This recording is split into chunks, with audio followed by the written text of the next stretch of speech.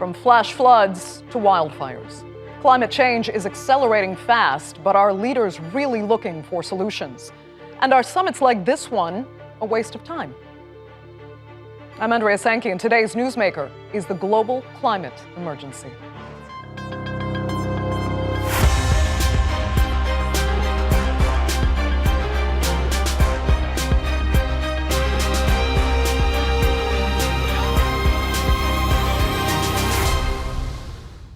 Well, it's widely believed that dinosaurs were taken out by an asteroid, which could leave humans as the first species to engineer its own demise. In just a few months, the world's most powerful decision makers will meet in Egypt for COP27. It could be one of the most important summits in history because it's widely agreed that time is running out to save the planet. The UN has repeatedly warned about the impact of global carbon emissions, yet year on year they continue to rise. In April, the Intergovernmental Panel on Climate Change released a report saying it was now or never to avoid catastrophe. But the UN Secretary General feels governments are still not doing enough. We are witnessing a historic and dangerous disconnect. Science and citizens are demanding ambitious and transformative climate action. Meanwhile, many governments are dragging their feet. This inaction has grave consequences. Right now, government representatives are in Bonn, Germany, exploring policy options ahead of COP27. That summit in Egypt could very well decide if world powers will prevent global temperatures from rising beyond that crucial 1.5 degrees. At the moment, we're actually on course to hit something closer to 3 degrees. The UN's climate change chief, Patricia Espinosa, kicked off the meeting in Bonn, urging everyone to act more quickly. We must move these negotiations along more quickly. The world expects it. They know that while nations made a commitment to meeting the 1.5-degree goal, that commitment entailed accelerated action and increased climate ambition. It is not acceptable to say that we are in challenging times, which we are. But they know that climate change is not an agenda we can afford to push back on our global schedule. The effects of climate change are already upon us. This week, the U.S. is facing a series of climate-related catastrophes. In Arizona, 2 wildfires have forced thousands to flee their homes. Yellowstone National Park in Montana has been hit by destructive flooding, and more than 125 million Americans are facing heat alerts. When you have extreme heat, then everyone is in danger. When you suffer heat exhaustion or heat stroke, then your vital organs, your brain suffers damages and you could die. For some, however, the climate crisis is not their biggest concern, especially in light of pressing geopolitical issues. And that frightens countries like Fiji in the South Pacific, a region gravely threatened by rising sea levels.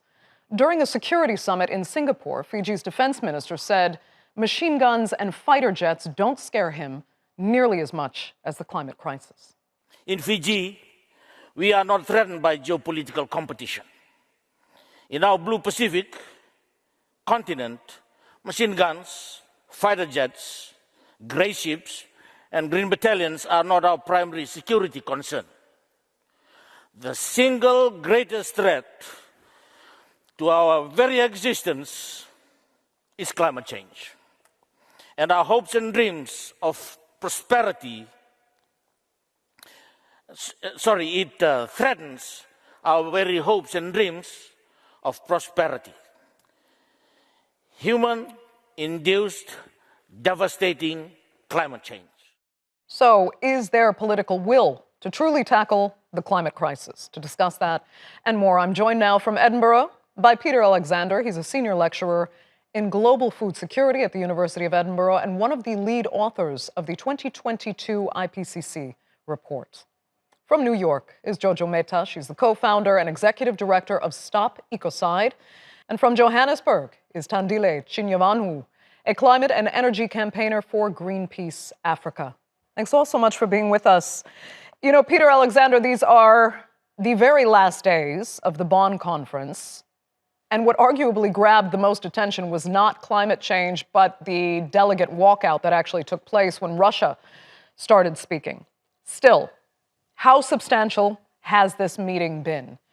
Does it mark progress, or are we somehow regressing now on actually tackling the climate crisis?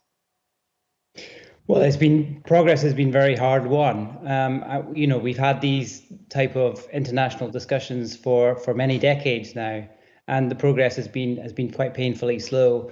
Obviously, we had COP26 back in November, and that is Bonn conference.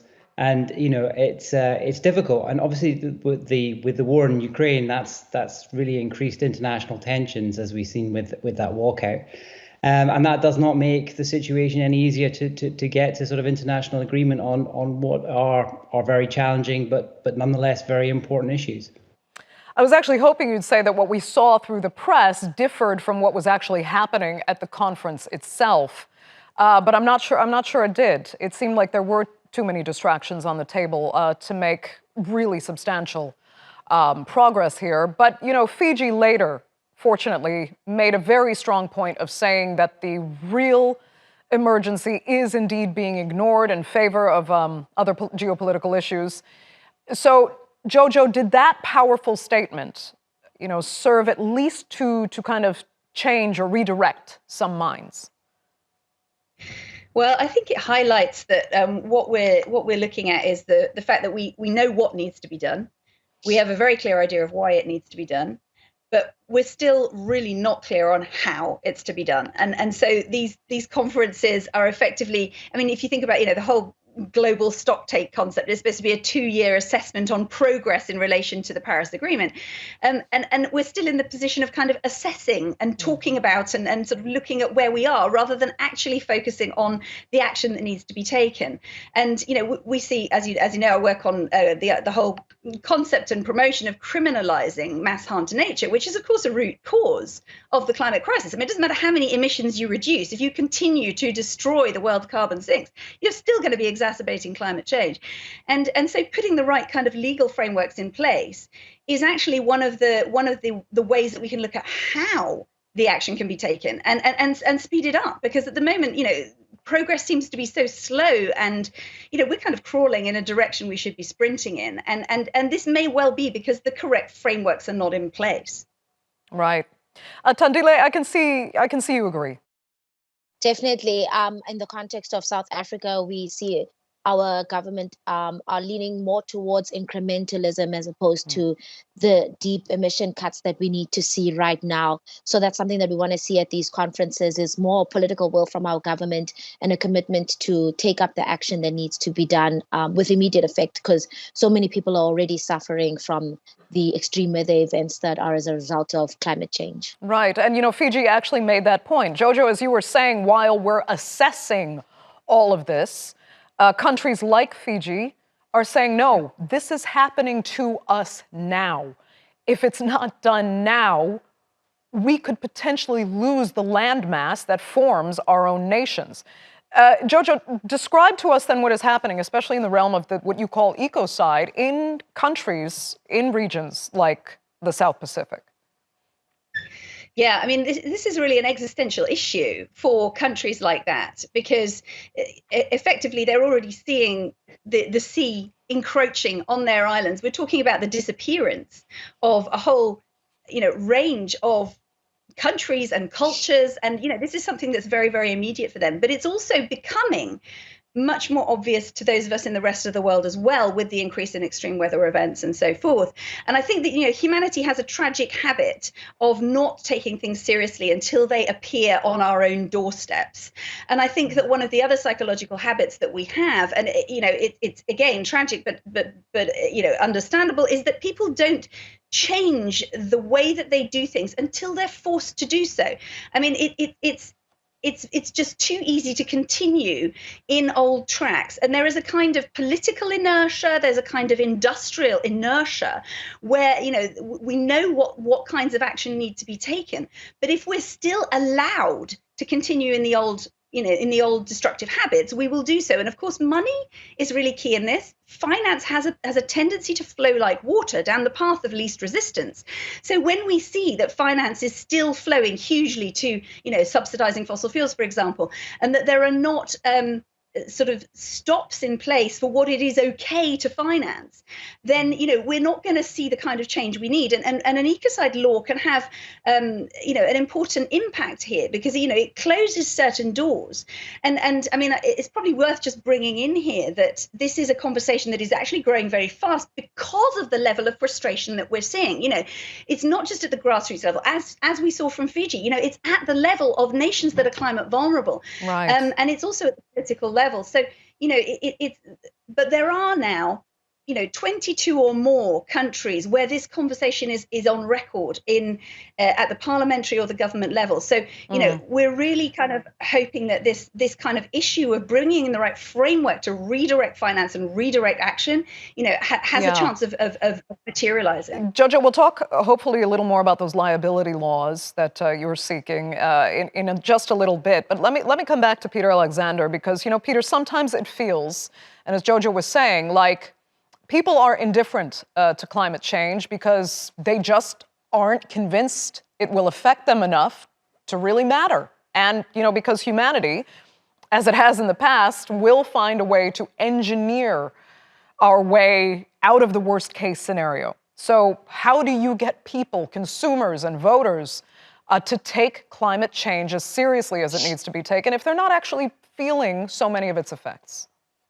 No, you're quite right. I mean, there's sort of the desire for a technology fix that can be found that solves the problem and leaves individual decision making and sort of consumers, if you want, unaffected is very visceral. People kind of hope that human ingenuity will be such that we can sort of magic our way out with a technology fix, and I think that is magical thinking. What we need is consumer behavioral changes. Obviously, my area is mostly related to food, and when it comes to that, it's not just a question of changing agricultural practices to make them less damaging in some way, which is obviously is part of the solution, but it isn't sufficient in itself. We need to think about dietary change, and we need to think about a whole bunch of reducing inequalities between and within countries in terms of consumption and food waste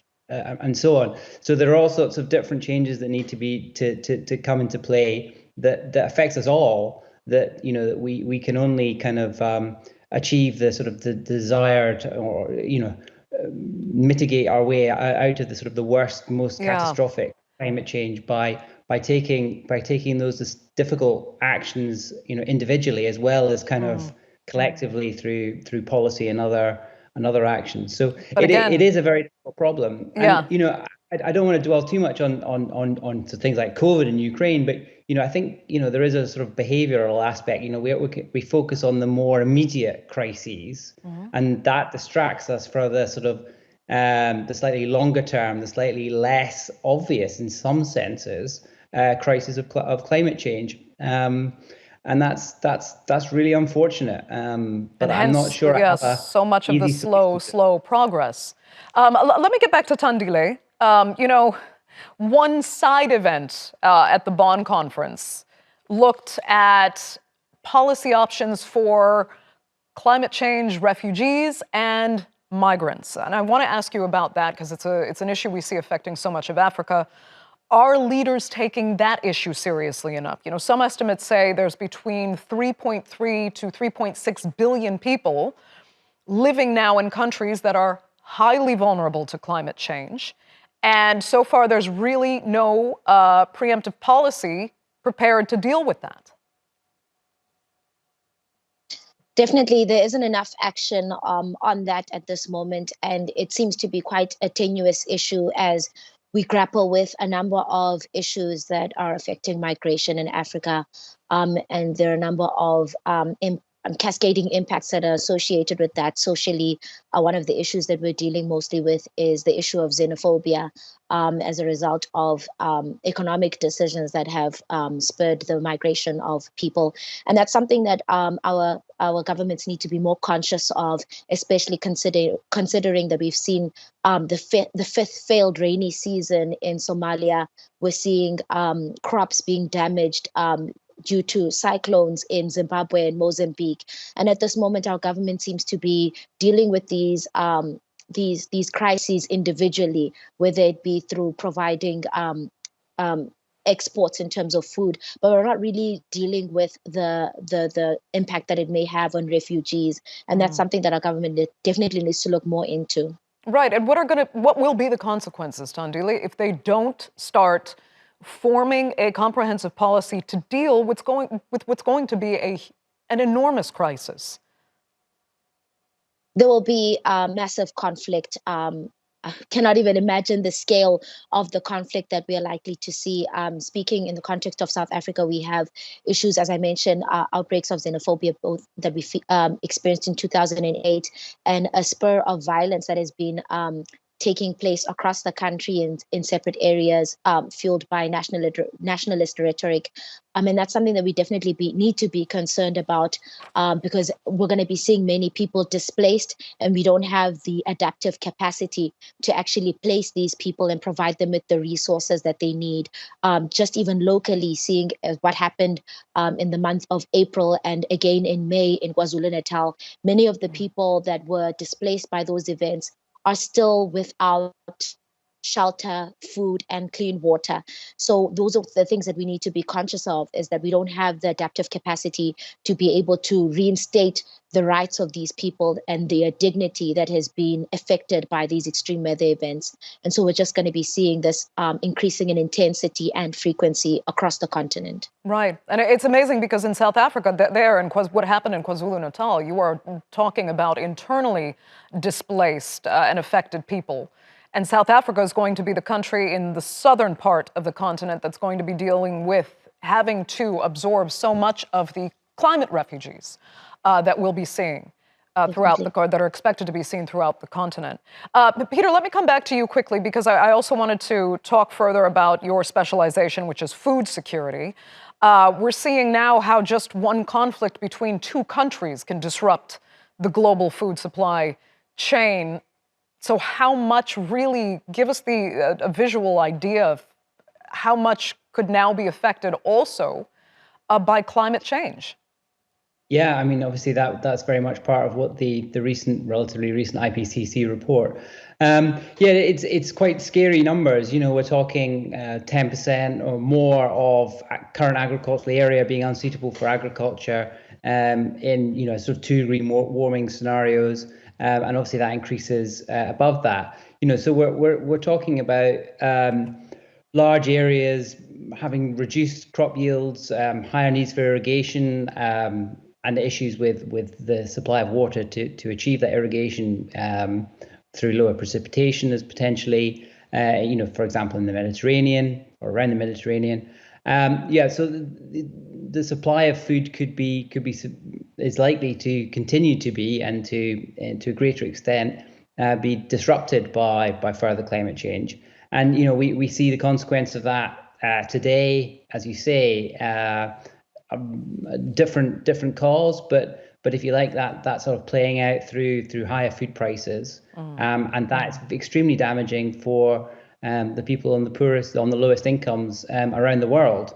And that's likely to lead to greater levels of malnourishment, undernourishment, and death and disease associated with those sort of conditions. So we're talking hundreds of thousands, millions of people potentially dying as a direct result of these type of consequences. It's hard to really comprehend the numbers that big, but. Jojo, I'll come back to you, because I know your area of specialization really is trying to craft, international law that holds parties liable for breaking laws that commit ecocide in particular, as you call it. But can international law and, the accords that you're looking at developing truly govern over what equates to the domestic policy of, sovereign nations? If we look at Brazil, for example, I mean, they consider this outsiders trying to stop developing areas of the Amazon without providing them the compensation that I'm talking specifically about the government that's in power right now, without providing massive compensation for that lack of development in areas that they feel it's needed. So how do you go about, will these efforts you're focusing so much on actually be able to be enforced? Enforcement is always going to be an issue, as it is now with environmental law.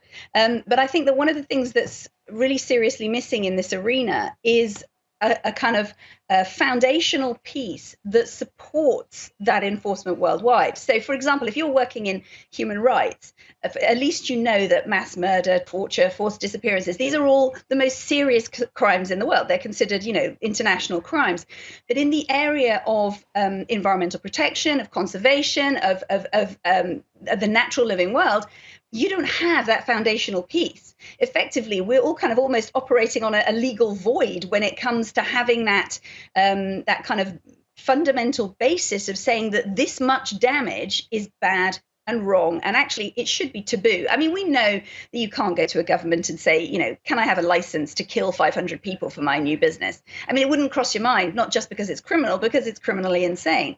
But we don't have that same kind of healthy recoil from projects which are going to massively destroy the environment, and which, of course, longer term are also going to threaten, all the species on the planet, including our own.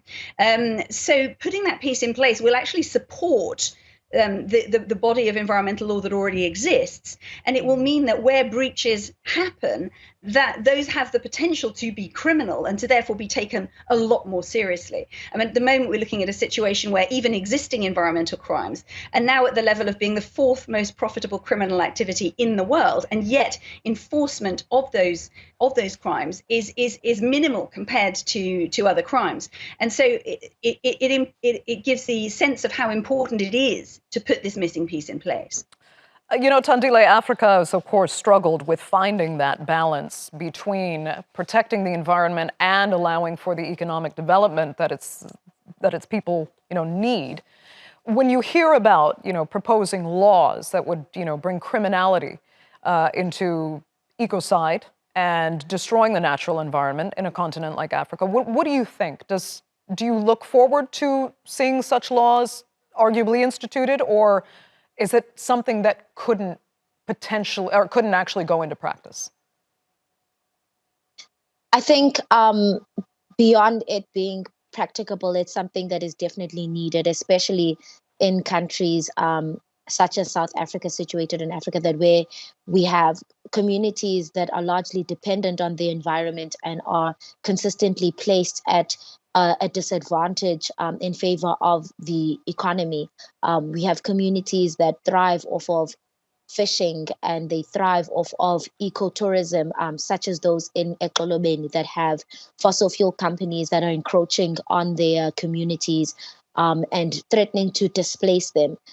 We definitely need for these laws to exist to protect these communities as they consistently in conflict with the fossil fuel industry. And unfortunately, because of the behavior of our government, these companies are emboldened. So laws like this would definitely provide the protections for the communities that are necessary. It would allow us to be able to grow in a manner that does not affect our well-being, and allows us to continue to live and enjoy the well-being and health and safety that is currently being compromised by our insistence on relying on fossil fuels.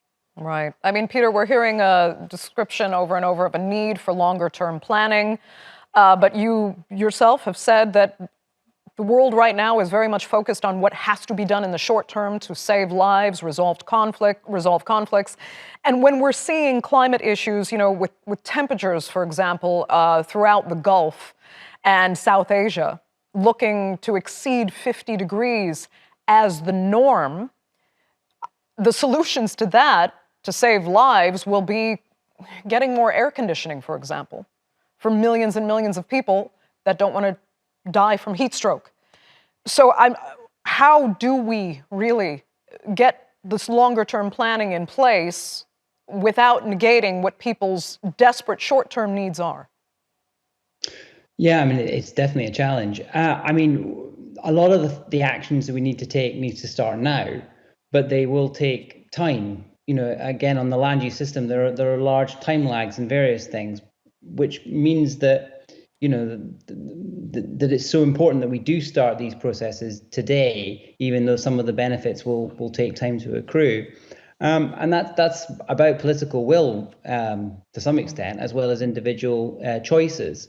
Obviously, kind of in democracies at least, kind of electoral cycles don't necessarily encourage long-term thinking and long-term planning, and that's problematic. Right. But you know, I think we are seeing that the electorates are changing their voting strategies to sort of express their desire for the politicians that represent them ultimately, to kind of to make the decisions that need to be done. I mean, for example, the French election and the Australian elections. Right, it was front and center. Kind of, Indeed. Sorry, Peter, you know what? My apologies. I'm going to have to interrupt it there. We're actually over time for this edition of the Newsmakers, but I'd like to thank all three of my panelists so much for being with us. Greatly appreciated. Our viewers, of course, for tuning in as well. Remember, you can follow us on Twitter @the_Newsmakers, and be sure to subscribe to our YouTube channel. I'm Andrea Sankey. We'll see you next time.